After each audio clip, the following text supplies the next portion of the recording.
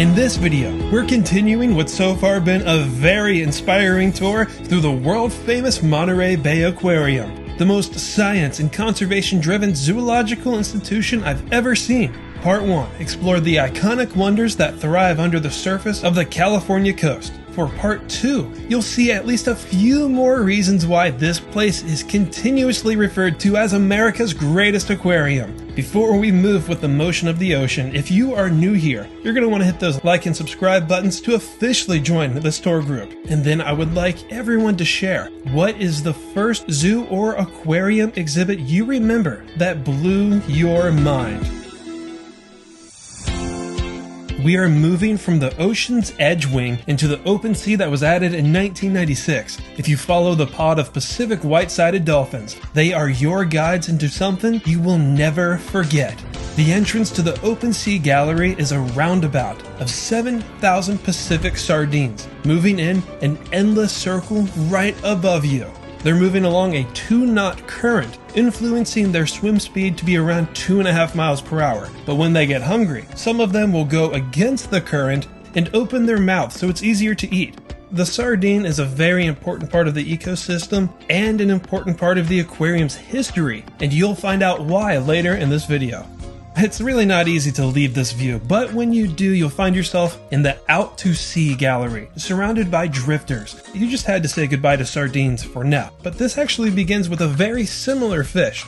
These are Pacific mackerel, who are also moving in a continuous circle, but this time you can get so much closer and study the details of each fish, and half of their swim path goes off screen. The rest of the gallery is jam-packed with floating brainless beauties. Jellies are a staple, a must-have no matter how big or small an aquarium is. In the Monterey Bay Aquarium's 40 years, they've had 3 separate exhibits dedicated solely to jellies. At one point, they had the largest collection in the country. In the mid-90s, they designed new tanks and used new husbandry techniques that were so innovative for their time. The aquarium claims partial responsibility for launching the jellyfish exhibit boom in the United States. Even though the displays are standard to us now because we've seen something like this before and we will again. But overall, I don't think any aquarium in the US does this quite like the Monterey Bay Aquarium.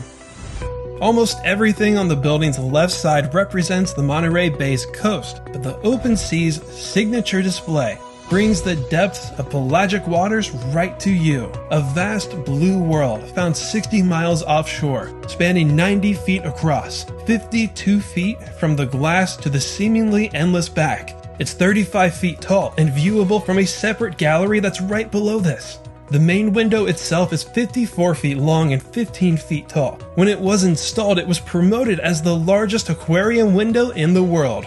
You're looking at 1.2 million gallons, half of the aquarium's total water volume, and by far its largest exhibit. Even if you've never been here, I'm sure that many of you know this tank is famous, not exactly for what it is, but for what's lived in it. Every now and then you might catch an ocean sunfish or the mola mola, one of the heaviest bony fishes in the world. They average out around 6 feet long, 8 feet from fin to fin, and 2,000 pounds, although they can get way heavier than that. Even though I missed them, at least one is usually on display for several months at a time. If the aquarium feels they're getting too big for the tank or not feeling their best, they'll be tagged and released as soon as possible.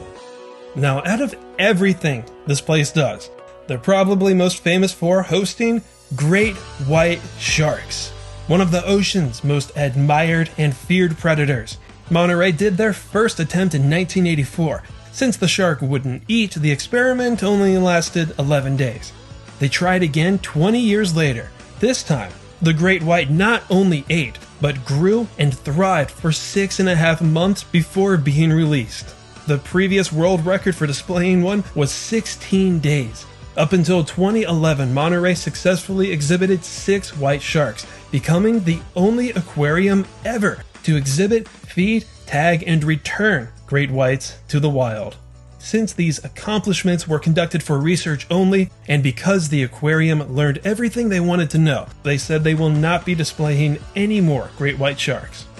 Right now, you'd find a critically endangered hammerhead shark, pelagic stingrays, rescued green sea turtles that are given regular outdoor access. They may not have dolphins here, but they do have dolphinfish, also known as dorado, but you might know them best as mahi-mahi. And it's claimed this is the only aquarium in the US with yellowfin tuna, fish that's proven really difficult to care for sometimes. They established the Tuna Research and Conservation Center that tags and studies tuna in the wild, and the school that you're seeing right now. But it was almost impossible to look away from, once again, the sardines, twisting and turning in a hypnotizing swirl. This synchronization makes it easier to find food since they have so many eyes on the lookout. It also increases the odds of reproducing, and when you put thousands of identical fish together, it can be confusing and intimidating to a predator. All of this was built on the site of a defunct sardine cannery. Business was booming in the early 1900s. By the 50s and 60s, the sardines were overfished and the local industry collapsed. And that part of history is one reason why the aquarium launched the Seafood Watch program that encourages consumers to get their seafood from fisheries that catch or farm without permanently damaging the ecosystem. If you can't get your hands on this pocket guide, just go to seafoodwatch.org. Type just about any famous fish you can think of, and the site will tell you where it's okay to buy the fish from and where and why it's not okay. For another example, U.S. wild-caught anchovies are considered a smart seafood choice because they are sustainably managed and harvested under strict regulations. The aquarium's research and conservation continues with pelagic red crabs. Scientists from the aquarium conducted a study on microplastic pollution in the bay, and they found these plastics in these red crabs. As one of the most abundant small creatures in the California current, these are a very important food source for otters, tuna, whales, and seabirds. This pollution theme ties in with the common murre and tufted puffin display. When they skydive into the water, they can be on the hunt for 20 to 30 seconds, catching and holding as many as 10 fish in one trip.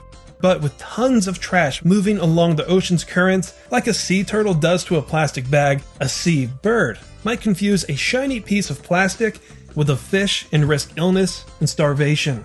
Seeing things for yourself is believing. So if that doesn't leave an impact on you, then I recommend walking to the window, get a good look of the ocean, and then come back and walk through the Art for the Environment exhibition that displays works by international artists that uses discarded items, some found in the ocean, and turns them into sculptures with inspiring messages. And I gotta tell you, I've seen a lot of places do this, but again, no one does it better than the Monterey Bay Aquarium. And even though we haven't even seen the entire place, I hope so far it's been really easy to see why this aquarium gets so much praise. And that completes part 2 with one more to go. For our third and last journey, we will venture into a deep, mysterious, and alien world like no other. So please stay tuned, stay wild, and thank you all for watching Zoo Tours.